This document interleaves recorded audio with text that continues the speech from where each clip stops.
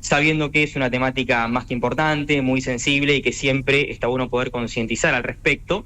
Y queríamos tener una nota sobre este tema, y qué mejor que contactar a Hugo Kern, referencia aquí en la ciudad, psicoanalista y jefe del Departamento de Salud Mental y Adicciones de la Municipalidad, y es por esto que lo vamos a saludar. Hugo, ¿cómo estás? Buen día, gracias por atendernos. ¿Qué tal? ¿Qué tal? ¿Cómo están? ¿Qué tal, Sergio?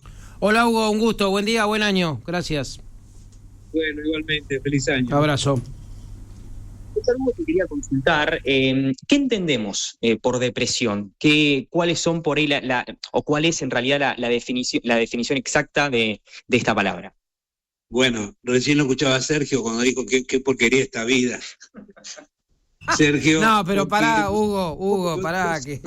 Básicamente la depresión es la imposibilidad de disfrutar de las cosas que la vida te va presentando. La vida siempre tiene cuestiones que implican un esfuerzo, implican algún monto de sufrimiento, nada circula por el camino de lo ideal, o si es ideal, dura poco, es con esfuerzo, pero la característica de los estados depresivos es la imposibilidad justamente de disfrutar de esos momentos que se disfrutan aún por contraste. La depresión es uno de los principales problemas de salud, muchas veces es la causa base de las adicciones, por ejemplo, de las tentativas suicidas. El principal riesgo de las tentativas suicidas son aquellas situaciones en las que las personas atraviesan por estados depresivos con una fuerte impulsividad, es decir, cuando necesitan sacarse la situación de encima y accionan de manera autodestructiva. Y a nivel familiar, la presencia de una persona con un estado depresivo es sumamente desgastante, frustrante y deja solo al resto de las personas y tiene consecuencias para todo el entorno familiar, ¿no? Sin dudas estamos hablando, como mencionaba en la introducción, de una temática delicada, ¿no? Que puede ser, Hugo, que históricamente como que se minimizaba o no se le prestaba tanta atención, y afortunadamente esto en el último tiempo ha cambiado, se habla cada vez más para concientizar justamente. Sí, se habla más, va cambiando a lo largo del tiempo y de la historia cómo se ve la situación. Hay una característica de esta época que se mezcla la depresión con el enorme esfuerzo que hay que hacer para mantenerse según los estándares que nos impone nuestra sociedad. Esta cuestión de que uno es responsable de uno mismo y que uno es ¿cómo te diría?, el producto del esfuerzo que uno hace que las personas tengan que hacer un esfuerzo muy grande que termina provocando un agotamiento, un cansancio fundamental en todo sentido, un cansancio psicológico, físico, biológico, cultural, decepción con respecto a las expectativas de futuro, frustración, una fuerte frustración. Todo eso, estamos transitando una época en la cual estos sentimientos son muy vigentes y se mezclan con lo que se llama la depresión. Pero además, esto que te decía antes, además, con aspiraciones muy fuertes, digamos, queriendo acceder a cosas que solamente se logran en base a designar tu tiempo y tu esfuerzo para lograr determinado objetivo, y por ahí estás corriendo adelante de una zanahoria que no es lo que verdaderamente querés, entonces eso aumenta la sensación de vacío, y en esta época esa sensación va generando más incertidumbre y queda muy relacionado con los estados depresivos y de pérdida de sentido. Algo también hablábamos recién fuera del aire, más allá de las exigencias de uno o en todo caso esos objetivos a cumplir, pero también está la presión social, por así decirlo, ¿no? O la presión de lo externo para cumplir justamente con esto que mencionabas de los estándares normales. Claro, porque tenés una presión social que te dice que deberías acceder fácilmente a las cosas, pero vivimos en una sociedad absolutamente competitiva, donde cada uno se arregla como puede y donde ya empieza a desdibujarse el hecho de tener, por ejemplo, las formas de contratación, las formas laborales, ¿no? Esta cuestión de empiezo a trabajar en un lado y me jubilo en ese lugar, hoy prácticamente no existe, el escenario es otro. y eso hace que vos tengas que estar haciendo un esfuerzo permanentemente, porque es un entorno muy competitivo, y lo competitivo implica esfuerzo, implica soledad, implica también el cansancio que te decía, y que nadie te regala nada en este sentido, digamos. Y hay múltiples factores, ¿no?, que pueden llevar a una depresión, desde el fallecimiento de un familiar que no se puede superar, la pérdida de un empleo, no conseguir trabajo. Hay un sinfín de situaciones que llevan a padecer la depresión, ¿no? Bueno, ahí vos hiciste una diferenciación muy, muy importante. Hay que diferenciar lo normal de lo patológico, porque la tristeza que se produce en un estado de duelo no es una enfermedad. Cuando vos perdés algo que es valorado por vos, algo que vos querés, y eso te implica un cambio que no es elegido, o que es elegido, pero que implica asumir cuestiones como el paso del tiempo y demás, y tomar decisiones, son procesos que son similares a la depresión, porque pasás por un momento doloroso, pasás por un momento de pérdida de sentido, pasás por un momento de aislamiento, pero tiene un carácter transitorio, porque es un proceso de autocuración frente a los procesos de separación que la vida te va planteando, que vas teniendo que alejarte de determinadas cosas, ¿no? Como cuando perdés los amigos de la adolescencia, o o tenés que cambiar de lugar donde vivís. Tenés que adaptarte a eso, y todo ese mecanismo en un duelo, entonces no es una patología, es una reacción normal, y es más, es un proceso de autocuración. La depresión está en la antípoda de eso, porque la depresión te saca del proceso de la vida, te mantiene en un estado de aislamiento, te deja sin energía, sin sentido. Hay procesos biológicos también en juego, por eso hay en algunos casos, y cuando es necesario, se utilizan medicaciones que contribuyen a la solución del problema de salud.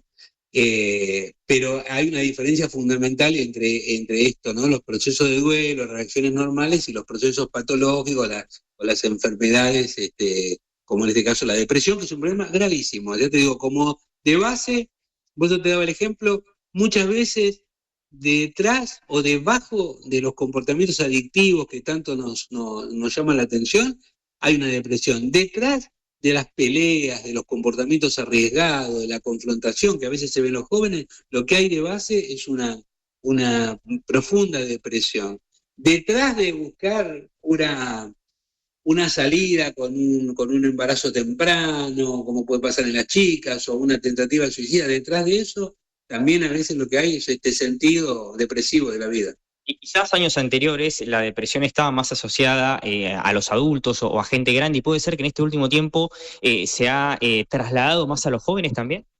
Claro, lo que pasa que la depresión, si vos estás esperando ver, por eso te decía, la depresión del joven o del adolescente, como si fuera igual que la depresión del adulto, o sea, estas cuestiones adultogénicas que tenemos, la depresión de un niño, y esperás que sea un tipo que esté en la cama todo el día, no, vas a encontrar un pibe que usa drogas, que se pelea con todo el mundo, una piba que se empieza a ofender, o que necesita hacer una modificación quirúrgica de su cuerpo, o montones de cosas que se producen equivalentes depresivos, pero que no son exactamente iguales que los que pasan en los adultos, ¿no? Hay una variación importante en esto. Y te hago las dos últimas.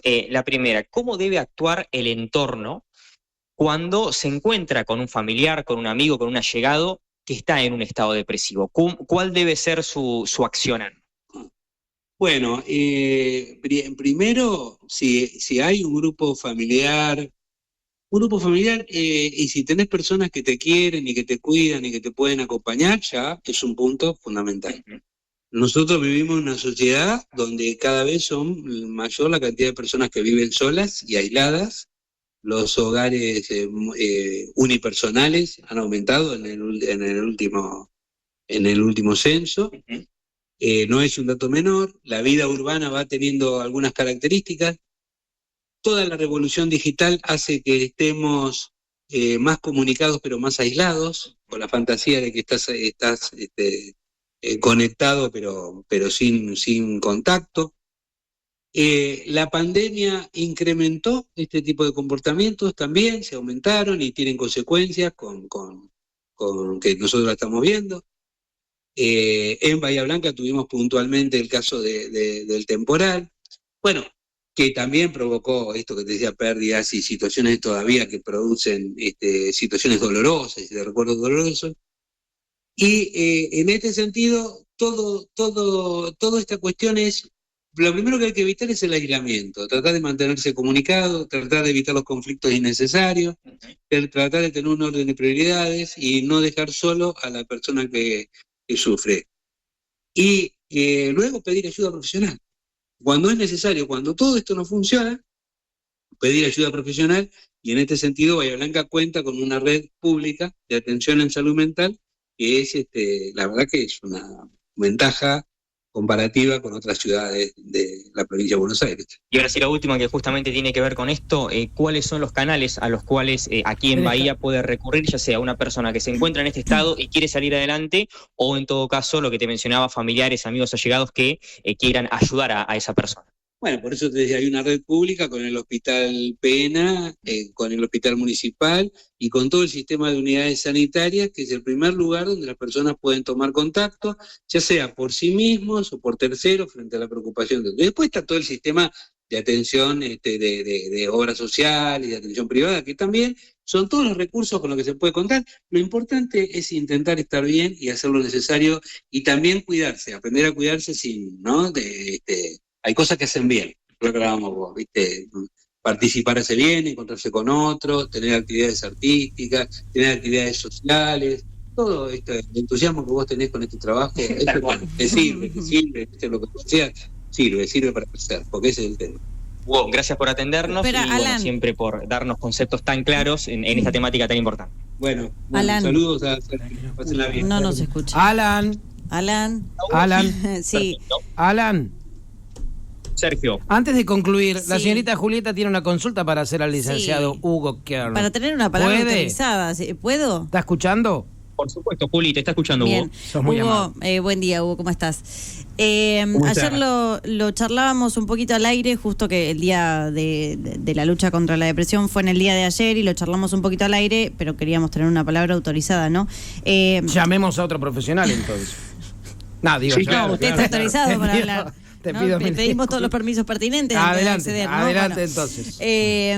Hablábamos, hiciste un parate sobre todo cuando hablaste del tema de la medicación y me gustaría que charlemos un poquito, si podés, de esto de no demonizar a la medicación psiquiátrica, ¿no? Porque muchas veces uno dice, bueno, con hacer terapia ya piensa que lo va a resolver, y cuando el mismo terapeuta le plantea esta necesidad de tal vez acompañar el tratamiento psicológico con algún tipo de medicación, uno como que se echa para atrás, ¿no? Como que yo no estoy loco, no necesito. Claro, como que tenemos cierta reticencia todavía con la medicación, pero si no entiendo mal, pasan cosas en el cerebro a nivel químico también cuando uno está depresivo, ¿no es cierto?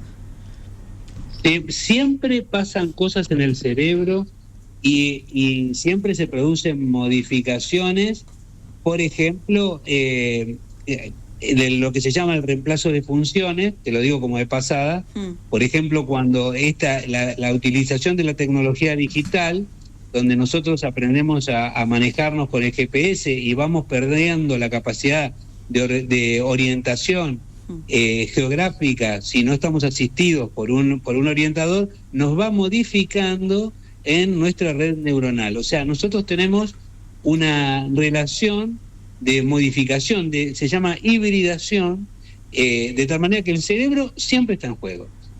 La depresión es un hecho cultural, es un hecho biológico, es un hecho social y también psicológico. Y hay una cantidad de situaciones de uso de medicaciones que ayudan, que contribuyen.